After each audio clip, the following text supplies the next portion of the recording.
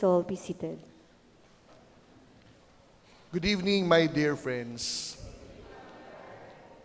If there is one sad reality about our Catholic faith, is the fact that many people do not pray anymore. Marami pong tao, maraming Katoliko ang hindi na nagdarasal. And there are various reasons why people, for that matter, do not pray anymore. You see, it is quite ironic that many profess that they're part of the church and the faith because they are baptized, but they no longer find themselves on their knees and calling on to God. Totoo po yun. Huwag na po tayong lumayo, tabi-tabi.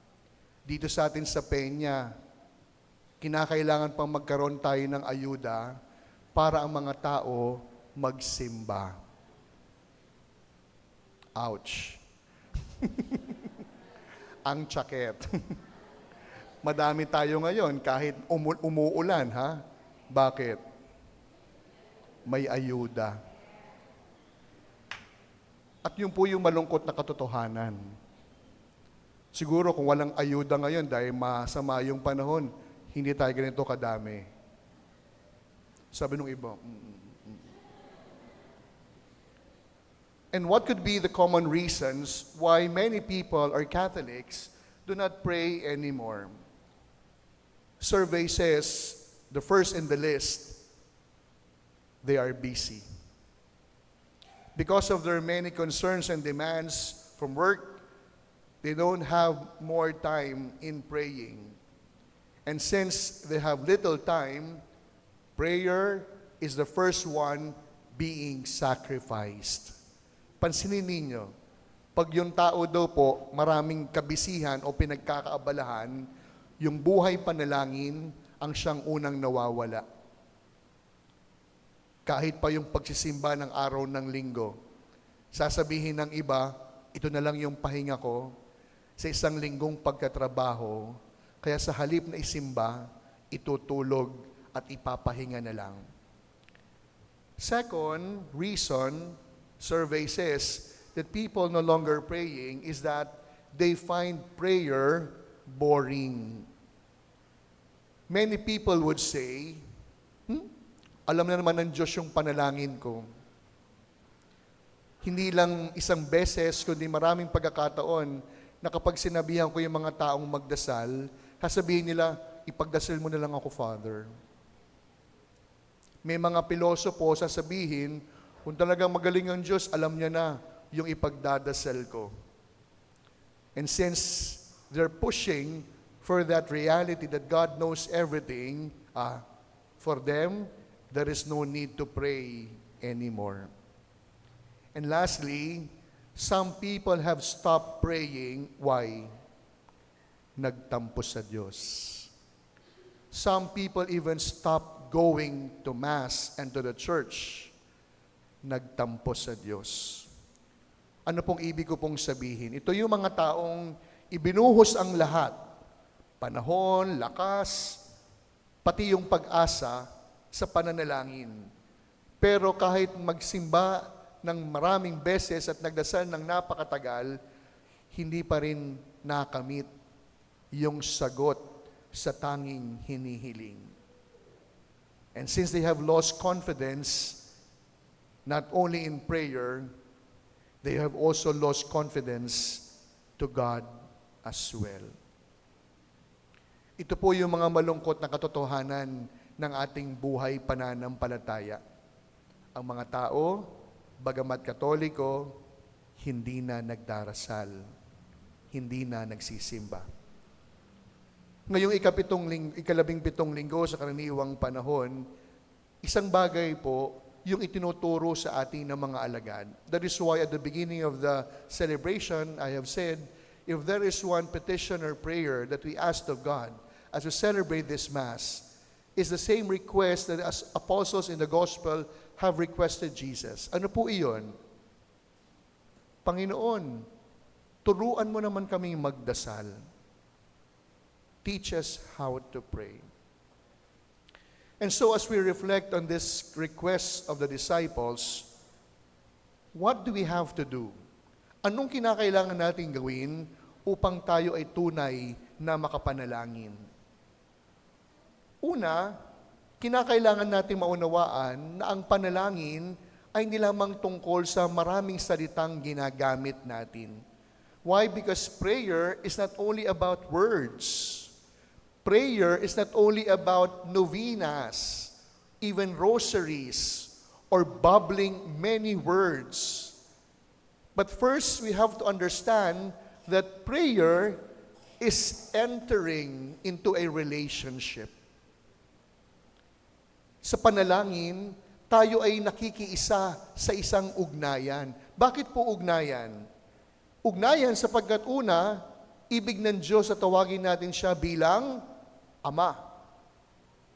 That is why the prayer, Our Father, begins with Ama namin. Hindi lang Ama ko, Ama na niya, kundi Ama nating lahat. As we start the prayer, we enter into a relationship bilang Diyos na tinatawag natin at kinikilala bilang Ama. Kung ang Diyos ang Ama, tayo ay Kanyang mga anak. At ang taong katabi mo ay iyong kapatid. That is the first lesson about prayer, my dear brothers and sisters. We would learn how to pray when we enter into that reality that God is our Father, and we are His children, and one another is a brother and a sister. Kaya yun po yung unang bagay po na dapat nating matutuhan. Ang panalangin, mawawalan ng kahulugan kung hindi natin kayang unawain na ang Diyos ay tatay natin.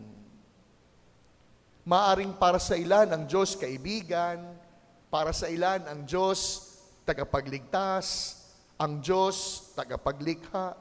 Pero ang isang aspetong mahalaga, kapag tayo ay nagdarasal, nakilalanin ang Diyos bilang ating Ama. At kung siya ang Ama, tayo ang kanyang mga anak.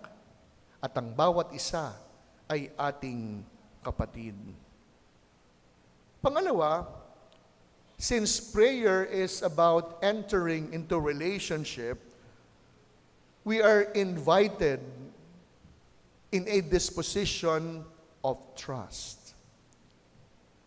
Sa pamilya, nandun palagi hindi lamang yung ugnayan, kundi yung pagtitiwala sa bawat isa. And trust is one of the important aspect of faith. Makukuha nating manalig sapagkat una muna tayong nagtitiwala. Kaya ang sangkap ng panalangin, matapos tayong magtiwala, ano ang ating gagawin? Tayo ay makikinig.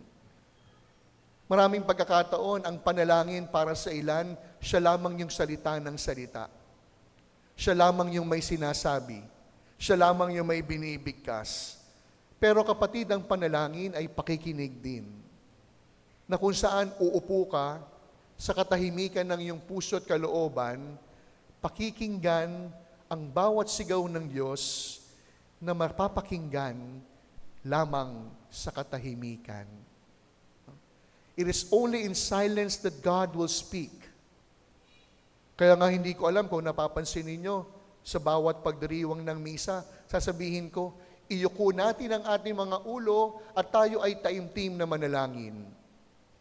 Alam nyo, aaminin ko sa inyo ha, I think the teacher in me, minsan titignan ko yung mga tao, tabi-tabi po, hindi na nga kumantang sumabay. Totoo, may mga ganon. Kanina, ang saya-saya natin kumakanta ng papuri sa Diyos. May mga nagsisimba. Parang utang na loob pang nagsimba sila. Totoo. Tapos nung sinabi kong iyuko natin, we bow our heads and let us pray. Yung iba. Kaya siguro minsan hindi sinasagot yung panalangin natin Kasi kahit tayo, hindi tayo marunong makinig. Ang gusto lang natin, tayo yung pinakikinggan. Ang ibig lamang natin, tayo yung nagsasalita. That is why when we trust God in prayer, we are putting our prayer into the hands of God. Nagdarasal tayo, pero Lord, kung ano po yung kalooban ninyo. Lord, kung ano po yung plano po ninyo. Naalala niyo yung kwento ko dun sa dinalo kong preso nung seminarista pa lang ako. Ang sabi niya, alam mo brother, nung una galit ako sa Diyos. Minsan lang akong magdasal. Pero hindi niya pinakinggan yung panalangin ko. Sabi ko, ano ho bang panalangin niyo nun? Sabi niya, meron kaming operasyon. Operation yung tawag pala kapag manloloob ng bangko. Sabi niya, nagdasal ako sa Diyos, Lord, last na to, pagbigyan mo ko. Pagkatapos ng operation na to, uuwi ako ng probinsya, mamumuhay kami ng aking pamilya, magbabagong buhay ako. Obviously, hindi po nangyari yung kanyang panalangin sapagkat nahuli siya at kaya siya nakakulong. Pero alam nyo, eventually, no, as time went by, nagbago yung kanyang pananaw. Bakit? Sabi niya, nung nagdasal pala ako, pinakinggan ng Diyos yung panalangin ko. Una, sabi niya, alam mo brother, 5 kami. Yung 4 kong kasama, dahil tumakas ng laban, napatay. Ako lang ang nahuli. Dahil lang sabi ng Diyos, ang panalangin ko, magbabagong buhay na ako. Paano ko makapagbabagong buhay kung patay na ako? Nung sinabi ko sa Diyos, babalik ako ng probinsya, magsasama kami ng aking pamilya, pinakinggan ng Diyos. Kasi kung napatay ako, baka wala ng tatay yung aking mga anak. Pagka minsan po kasi, iba po yung gusto natin sa ating panalangin. Nagdarasal tayo, pero yung mas gusto nating mangyari, ang ibig natin. Kaya matapos tayong makinig, magtitiwala tayo, may mas magandang plano ang Diyos para sa atin. Kaya nga po, panghuli, no, pinakikinggan ng Diyos ang lahat ng ating dasal.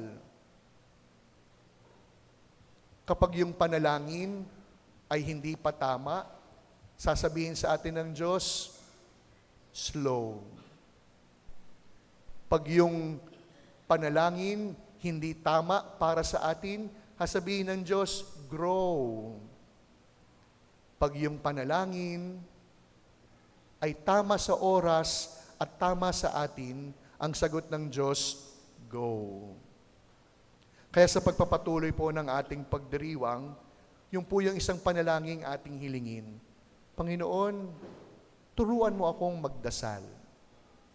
Matututo tayong manalangin kung ating kayang tanggapin ang Diyos ay Ama at tayong lahat, Kanyang mga anak, at tayo ay magkakapatid. Pangalawa, sa pananalangin, ito'y nangangahulugan din ng pakikinig. Makikinig gamit hindi lamang ang ating mga tenga, kundi makikinig sa tinig ng Diyos at sa Kanyang kalooban gamit ang ating puso. At panghuli, sa ating bawat pananalangin, naroon ang aspetong paanyaya na tayo ay magtitiwala. Na mas maganda ang plano at kalooban ng Diyos para sa atin. Sa pagpapatuloy ng ating pagninilay, ngayon ang araw din, bagamat Sunday na, pero ngayong Sabado, ngayong araw, pinagdiriwang natin ang kapistahan, no, ni Lola Ana at Lolo Joaquin, kaya tayo merong paayuda. No? Sa pamamagitan ng mga magulang na mahal na birhen, sa pamamagitan ng Lolo at Lola ni Jesus, lumapit tayo sa kanilang pananalangin. Nakagaya ni Lolo Joaquin at Lola Santa Ana, sila'y namuhay sa panalangin, kaya't napalaki ng mabuti ang anak na si Maria. Kaya sa misang ito, isama natin sa ating pananalangin yung mga senior sa ating pamayanan, yung mga lolo at lola. Tandaan ninyo, mga lolo, mga lola, isang biyaya po na abutin ninyo ang edad na yan. Minsan yung lokohan natin, pag hindi pa namamatay, sasabihin, masamang damo kasi. Hindi. Hindi pa tayo pumapanaw, umaabot sa mahabang panahon ng buhay, hindi dahil tayo masamang damo, kundi binibigyan tayo ng Diyos ng panahon at pagkakataon upang mas magbago. Kaya hindi ba, ano yung malimit natin na papakinggan? Matandang walang pinagkatandaan. Kaya sana, yung ating puting buhok, yung ating kulubot na balat, yung ating mahinang tenga, yung ating malabong mata, sana magsilbing daan upang ating mapahalagahan, ako ang matanda sa pamayanan. Hindi lamang basta tumanda ng walang saysay, kundi tumanda ng may kahulugan. At yun po yung ating ipagdarasal, na sana abutin din natin yung senior age. Hindi lamang dahil tayo'y masamang damo, kundi aabutin natin ng senior age sapagkat tayo ang magiging gabay, tayo magiging haligi bilang mga matatanda para sa mga nakakabata. Amen.